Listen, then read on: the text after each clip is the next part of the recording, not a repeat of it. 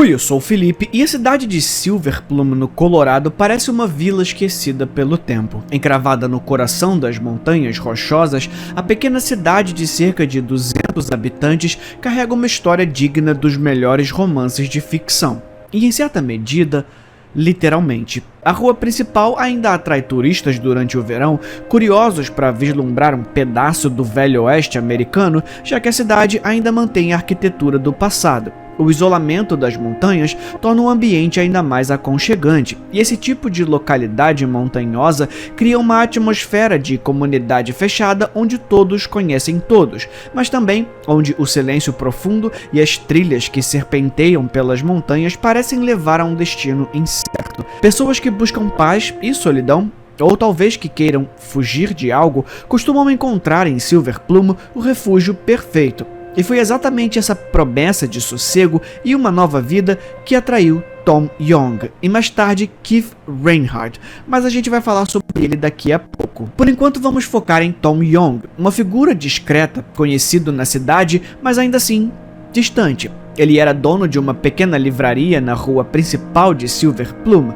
Durante aproximadamente um ano, ele conduziu o seu negócio com uma tranquilidade que reproduzia sua personalidade reservada. A loja de Tom atraía tanto turistas quanto moradores, mas ele pouco interagia com os clientes além do necessário. Alguns diziam que ele era um homem recluso, envolto em seus próprios pensamentos e distante das trivialidades da cidade. Em setembro de 1987, Tom mencionou casualmente a algumas pessoas que planejava tirar férias e talvez viajar pela Europa. Era uma declaração vaga, sem muitos detalhes, mas suficiente para satisfazer a curiosidade dos conhecidos.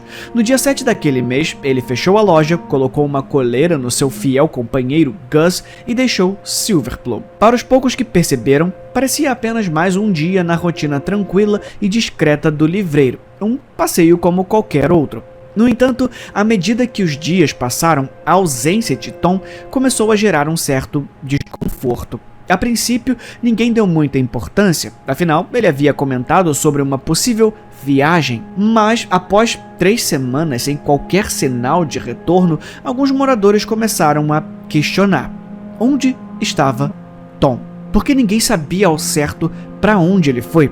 Em uma comunidade pequena como Silver Plume, onde todos têm uma rotina quase cronometrada, essas questões não tardaram a se tornar a fofoca favorita da vez. O mistério logo tomou conta da cidade. Pessoas que talvez nunca tivessem trocado uma palavra com Tom, agora debatiam o seu paradeiro com fascínio. A ideia de que ele simplesmente tivesse partido sem avisar devidamente não parecia suficiente para os moradores, que se acostumaram a observar cada movimento um do outro. E assim, Tom Young desapareceu das vistas, mas não da memória dos moradores de Silver Plume. A lenda do seu desaparecimento se espalhou. Na verdade, se espalhou até para fora da cidade. No início de 1988, Silver Plume recebeu um novo morador, Keith Reinhardt. Ele vinha de Chicago, uma metrópole que não poderia ser mais diferente das montanhas silenciosas do Colorado. Keith buscava algo novo, algo que apenas o ambiente montanhoso e calmo de Silver Plume parecia poder oferecer. Um lugar calmo e com um bom mistério para investigar, talvez. Para ele, a mudança era uma oportunidade para recomeçar em um local que ofereceria paz, isolamento e uma sensação de aventura. Mas Keith também trazia consigo 3 objetivos bem definidos. Primeiro, ele queria melhorar a sua condição física e superar o medo de altura que o assombrava desde sempre. Silver Plume, cercada por trilhas desafiadoras e montanhas imponentes, parecia o lugar ideal para enfrentar essa fobia e condicionar melhor o seu corpo. Montanhismo seria uma prática desafiadora, mas que ele planejava abraçar, tanto como forma de exercício, quanto como maneira de romper os seus limites pessoais. Segundo, Keith queria finalmente se dedicar a escrever um romance. Ele imaginava que a cidadezinha, com esse cheirinho familiar de Stephen King, pudesse inspirá-lo a criar algo único, uma obra de ficção que refletisse a sua própria transformação. E isso vai ser importante já já, porque escrever esse romance não era apenas uma ambição literária, era uma espécie de terapia, uma forma de processar tudo o que ele tinha vivido até ali. O desejo de criar um mundo de ficção onde pudesse explorar as suas ansiedades e inseguranças era forte. Isolamento pode assustar muitas pessoas, mas eu posso garantir que para um escritor estar sozinho pode ser uma bênção. E eu particularmente trocaria as balas perdidas do Rio de Janeiro por montanhas e os sons distantes da floresta. A propósito, você pode ler os meus livros de terror no link aqui da descrição. Tem para todo gosto. O romance entre dois usuários de crack, discussões sobre ateísmo, pacto com o diabo sob uma ótica diferente, os horrores do futuro, enfim, é só conferir lá que tem bastante coisa. Mas de volta ao desaparecimento misterioso que estamos investigando. Em terceiro lugar, e de forma mais realista, Keith foi para aquela cidadezinha decidido a abrir uma loja de antiguidades, um lugar onde pudesse morar e manter um negócio simples. Obviamente, ele alugou o mesmo espaço que até 9 meses antes tinha sido a livraria de Tom Young. Naquele momento, a conexão com Tom ainda era apenas uma coincidência peculiar. A loja de Keith era temporária, algo para testar o ambiente local e ver se ele realmente se adaptaria à vida em Silver Plume. Se o negócio prosperasse, ele tinha planos de se mudar definitivamente com a esposa. Logo após se estabelecer, Keith Reinhardt começou a ouvir as histórias sobre o desaparecimento de Tom Young. O fato de estar ocupando o mesmo espaço que o antigo livreiro e de que Tom sumira de forma tão misteriosa o deixou profundamente intrigado. Algo no desaparecimento de Tom cativou a imaginação de Keith e ele decidiu que precisava investigar. Começou a colher depoimentos por conta própria, fazendo perguntas aos habitantes, buscando peças que pudessem formar um quadro completo daquela história. Talvez para ele, Tom não fosse apenas uma pessoa desaparecida, mas uma narrativa a ser explorada. A chance de um enredo digno do seu romance. Essa curiosidade rapidamente se transformou em uma obsessão. Ele decidiu que o desaparecimento de Tom Young seria o ponto central de sua obra. Entre uma pesquisa e outra, Keith criou Guy Gibson, o protagonista da sua história. No texto, o personagem era uma fusão de sua própria personalidade com a imagem que ele tinha construído de Tom. Guy Gibson deixava aos poucos de ser apenas um reflexo do homem desaparecido e cada vez mais se tornava uma extensão dos medos e fascínios de Keith. Segundo sua filha, Tiffany, ele parecia confundir o que era real e o que era parte da ficção, como se em certos momentos ele próprio acreditasse ser Guy, ou até mesmo Tom Young. Keith Reinhardt tinha decidido dedicar a sua vida a explorar aquele enigma. E aí, o Tom Young foi encontrado. 10 meses após o desaparecimento, o mistério parecia finalmente se resolver.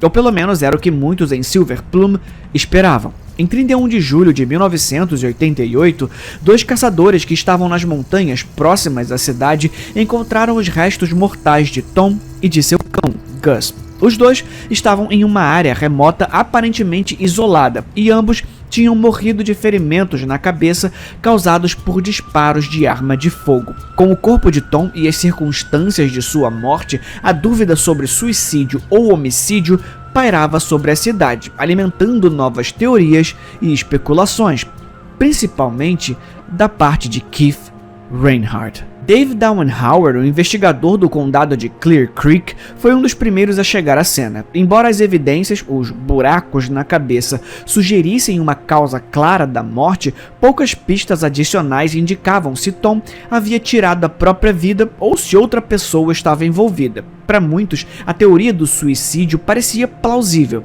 Um homem recluso sumindo de repente com seu cachorro e encontrando seu fim nas montanhas. Mas para outros, a descoberta do corpo só reforçava o mistério e trazia à tona mais perguntas do que respostas. Ainda assim, a notícia sobre o destino de Tom impactou profundamente Keith. Aquilo que ele antes encarava como uma inspiração para o seu romance se transformou em uma obsessão ainda mais intensa. Ele não conseguia aceitar que a solução era tão simples assim. Tinha que ter alguma coisa, alguma conspiração, alguma reviravolta. Amigos e conhecidos começaram a notar que Keith estava diferente, como se o desfecho trágico de Tom tivesse desencadeado algo em sua mente. Ele parecia mais retraído, mas ao mesmo tempo mais absorto na investigação e no processo da escrita. A morte de Tom não foi apenas o fim de uma busca, foi o início de outra que parecia levar Keith cada vez mais para um caminho sombrio. Uma semana depois da descoberta descoberta do corpo, Keith tomou uma decisão que para muitos parecia imprudente, mas estranhamente simbólica. Ele anunciou que subiria a montanha Pendleton, uma escala desafiadora e perigosa. Não era uma caminhada qualquer, mas uma trilha íngreme e árdua que exigia preparação física e mental. Keith, no entanto, parecia determinado, como se aquela subida fosse uma espécie de ritual ou despedida. Sim, o mesmo Keith que já tinha chegado no lugar com uma promessa de melhorar o seu condicionamento físico, que com certeza não era dos melhores. Na manhã de 7 de agosto de 1988, Keith circulou por Silver Plume compartilhando sua intenção com todos que encontrava. Era quase como se ele quisesse que todos soubessem, como se desejasse que testemunhassem a sua partida. Ele parou no café de Ted Parker, um amigo próximo e proprietário do local, e reiterou seus planos de subir a montanha. A atitude de Keith era solene e, para alguns, havia algo de profético em suas palavras, quase como se ele soubesse que não retornaria. Por volta das 4:30 daquela tarde, Keith foi visto pela última vez, caminhando em direção à montanha Pendleton. A hora incomum para começar uma subida tão desafiadora chamou a atenção de algumas pessoas. Montanhistas experientes sabem que começar uma trilha no final da tarde é arriscado, porque a luz do dia rapidamente se esvai e o clima nas montanhas pode mudar em questão de minutos. Keith, no entanto, parecia alheio aos riscos, ou talvez determinado a ignorá-los. Quando a noite caiu e Keith não retornou, a preocupação tomou conta da cidade de novo. A comunidade estava já em alerta, porque o desaparecimento parecia ecoar o caso de Tom Young, mas dessa vez a suspeita e o medo estavam mais fortes, já que Keith havia compartilhado abertamente os seus planos de subir a montanha, quase como se estivesse se despedindo. Na manhã seguinte, uma operação de busca em larga escala foi montada, com o apoio do Departamento de Polícia do Condado de Clear Creek. Helicópteros sobrevoaram a montanha Pendleton, vasculhando cada centímetro do terreno acidentado, enquanto mais de 125 homens, auxiliados por 12 cães treinados, começaram uma busca terrestre minuciosa. A montanha Pendleton é conhecida por sua geografia traiçoeira. Os picos íngremes, os desfiladeiros abruptos e a vegetação densa formam um labirinto natural que torna a área especialmente difícil de explorar. Cada passo no terreno irregular e escorregadio exigia cautela extrema. Combinado com o clima imprevisível, o local oferecia mais obstáculos do que pistas. O esforço era impressionante, reunindo policiais, voluntários e moradores que queriam trazer Keith de volta. Mas, conforme os dias passavam, a ausência de qualquer sinal dele foi transformando a angústia em aceitação. A operação durou 7 dias. Durante esse tempo, a equipe de busca escalou pedras íngremes, enfrentou encostas que pareciam desmoronar a cada passo e atravessaram florestas densas e silenciosas, com as equipes de resgate constantemente em alerta para qualquer vestígio. Uma peça de roupa, um passo mal dado que deixasse uma pegada ou um objeto pessoal que pudesse indicar a passagem de Keith. À medida que a operação avançava, os helicópteros sobrevoavam de diferentes ângulos, usando câmeras de alta definição para escanear o terreno. Mas, mesmo com toda a tecnologia disponível, nenhuma única evidência de Keith apareceu. Os cães farejadores, treinados para detectar odores humanos em condições extremas, não captaram nenhuma pista. Após uma semana de buscas infrutíferas, as equipes estavam exaustas e a esperança começava a se dissipar. As famílias e amigos de Keith permaneceram na expectativa, alimentando a esperança de que a qualquer momento algo poderia surgir do meio da vegetação ou das sombras das rochas. Keith Reinhardt desapareceu em 7 de agosto de 1988, nas mesmas montanhas que Tom Young, com a diferença de que mesmo quase 40 anos depois, nenhum rastro seu foi encontrado. Sem reviravolta, sem pista surpreendente de última hora, sem final feliz.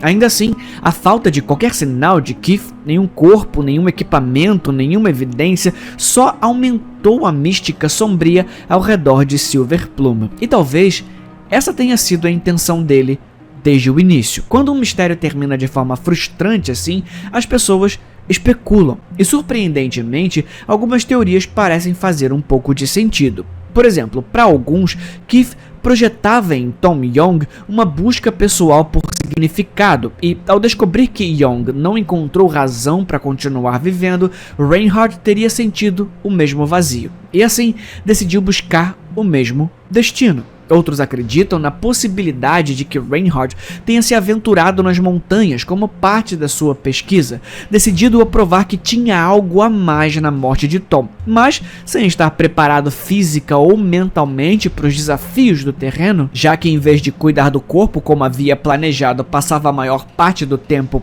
pensando e estudando sobre seu próximo romance. Ele era descrito como um homem da cidade grande, com medo de altura e, portanto, mal equipado para lidar com as condições traiçoeiras de uma caminhada solo. Isso poderia ter resultado em um acidente fatal, explicando por que o seu corpo nunca foi encontrado, especialmente em uma área montanhosa, com condições climáticas imprevisíveis e uma geografia acidentada. Caiu num buraco, já era. Mas a teoria mais estranha sobre esse caso propõe que Reinhardt, fascinado pelo mistério que envolvia Tom Young, decidiu deliberadamente criar um enigma semelhante em torno de si mesmo. Talvez ele tenha planejado desaparecer como forma de replicar o mistério que tanto o cativava, perpetuando uma narrativa enigmática e garantindo que a sua história, diferente do livro que jamais terminaria, permanecesse viva. A única pista que Keith Reinhardt deixou para trás em sua casa foi um jornal próximo ao seu computador. Nele estava escrito: "Corpo de Tom Young encontrado", e na tela do computador o arquivo do seu livro. O texto começava exatamente como a história do escritor terminou.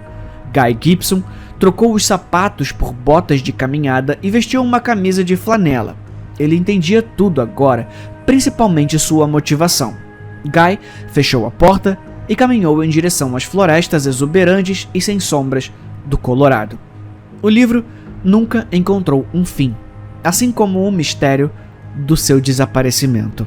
Esse foi o vídeo de hoje. A gente se vê na próxima. Fui.